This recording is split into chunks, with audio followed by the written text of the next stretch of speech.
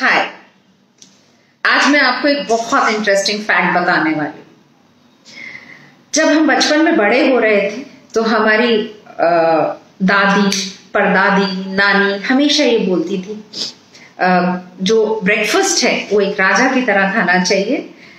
Lunch should be like a prince and dinner should be like a pauper. तो ये सुनते सुनते हम बचपन से बड़े हुए और हमारे दिमाग में ड्रिल कर दिया गया कि हमें नाश्ता बहुत अच्छा खाना है। और इसमें कोई दो राय भी नहीं है, क्योंकि बचपन से मैंने भी अपने पापा को देखा। मेरी मम्मी 2 पराठे बना के उनको सुबह देती थी और उसके ऊपर घर का मक्खन डाल के उनको अक्सर दिया करती थी। तो ये गलत नहीं था, ये गलत नहीं है। बट अब मैं आपको एक बहुत इंटरेस्टिंग फैक्ट बताने वाली, जो कि मैंने अपने इतने साल के एक्सपीरियंस से, I haven't read it anywhere, मैंने कहीं पढ़ा नहीं है, मैंने कहीं सुना नहीं है, मैंने देखा नहीं है, पर फिर भी आज मैं इस थियोरी को eat like a king, eat breakfast like a king, lunch like a prince and dinner like a pauper को मैं चैलेंज करने वाली हूं आज के जमाने के हिसाब से। And believe me, this is my experience speaking with you. तो क्या है, पहले जमाने में क्या होता था कि लंच करते थे और जब डिनर हम करते थे, जैसे ही सन डाउन जाता था उसके साथ साथ हमारा डिनर खत्म हो जाता था। 6 बजे से दादी मम्मी के साथ बैठ जाती थी और वो लोग खाना बना रहे हैं, स्टोव होते थे उस टाइम पे, और खाना बना और हमें 7 बजे तक सन डाउन के साथ साथ कि अंधेरा होने वाला है, अंधेरा होने वाला है, खत्म करो अपना डिनर, हमारा खाना खत्म हो जाता था डिनर। तो जब हम डिनर खत्म होता था और तब कुछ फास्ट फूड जैसी चीज नहीं थी, जो कि we could munch on while there was no social media, there was no television, there was no nothing at all except books. So you know what used to happen?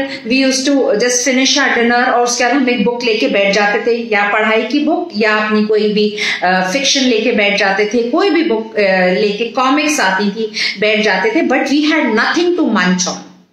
हम अलमारी खोल के नमकीन नहीं निकाल लेते थे, तरह तरह के नमकीन्स और जो भी ये सब जंक था, हमारे पास कुछ भी अवेलेबल नहीं था उन दिनों में।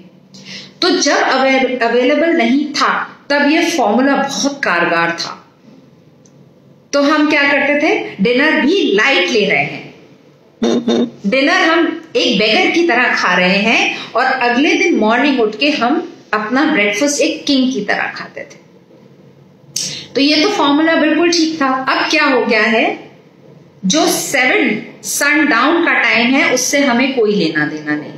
7 के 8 बजे, 8 के 9, 9 के 10, 10 के 11, और कई लोग तो मुझे ये भी कहते हैं 11 बजे से तो पहले हम लोग मैम घर ही नहीं आते। जब आप अपना डिनर 11 बजे करेंगे तो मैं आपसे ये पूछती हूं, क्या आपको in that scenario, in that case, क्या आपको हक है सुबह एक नाश्ता किंग की तरह खाने का 10 बजे, 9 बजे? नहीं है। तो क्या है, अगर आप सनडाउन पे अपना डिनर फिनिश करते हैं तो आप सुबह आराम से अपना ब्रेकफास्ट करिए, 9 बजे हार्टी मील खाइए। लेकिन अगर आप अपना डिनर 10 बजे खा रहे हैं, 11 बजे खा रहे हैं, तो आपको कोई हक नहीं है एक ब्रेकफास्ट को एक किंग की तरह खाने का। अब what is the reason behind it? सबसे बड़ा रीजन है, आप बीमार ज्यादा खाने से, बाहर के खाने से, गंदा खाने से, ओवर ईट करने से, इन सब से तो होते ही हैं, लेकिन इनके ऊपर भी आपका एक बॉस है जो आपको बीमार करता है। वो है, ladies and gentleman, that is your elimination cycle. तो अब क्या होता है, आपने 11 बजे खाया और उसके बाद अगले दिन फिर आपने सुबह खा लिया जल्दी, तो आपकी एलिमिनेशन साइकिल अटैक हो जाती है। तो जब ये एलिमिनेशन साइकिल अटैक होती है, थॉट होती है, हर्ट होती है, हैम्पर होती है, हिंडर होती है, तो बीमारी का होना शुरू हो जाता है। इमेजिन करिए कि आपका एक सीवर चोक है, आप उसमें थोड़ा सा गर्म पानी रोज डाल के उसको थोड़ा थोड़ा खोल रहे हैं और जा रहा है पानी बाहर, धीरे धीरे वो लाइन चोक हो जाएगी, तो किसी दिन आपको लाइन निकलवा के पूरी नई लाइन डलवानी पड़ेगी। So elimination is imperative, elimination is very very important, और हम इस एलिमिनेशन को हर्ट कर देते हैं, अटैक कर देते हैं, एलिमिनेशन होने ही नहीं देते, क्योंकि हम लेट डिनर्स कर रहे हैं और अर्ली ब्रेकफास्ट कर रहे हैं। तो अगर आपको अपनी हेल्थ एक वहां रखनी है तो आपको पीरियोडिकल डिटॉक्सिफिकेशन की बहुत जरूरी है, बहुत जरूरत है, क्योंकि आपकी सारी एनर्जी, बॉडी की जितनी एनर्जी है वो सब आपके चोक्ड एलिमिनेशन को ठीक करने में लगी हुई है।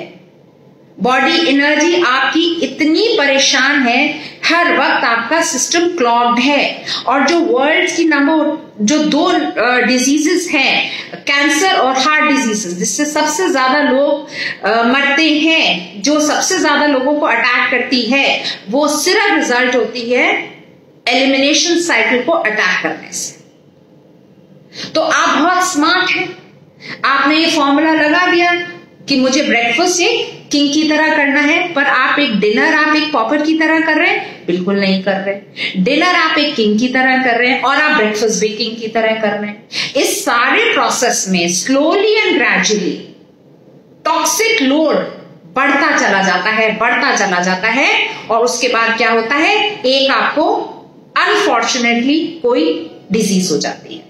और जो सिस्टम क्लीनिंग नहीं हो रही है उसके साइंस क्या है? Bloating, acidity, flatulence, indigestion, stomach clear नहीं हो रहा है, पूरा फीकल मैटर आपके इंटेस्टाइन से चिपका हुआ है, you are not having enough water, you are not giving your body enough time to eliminate.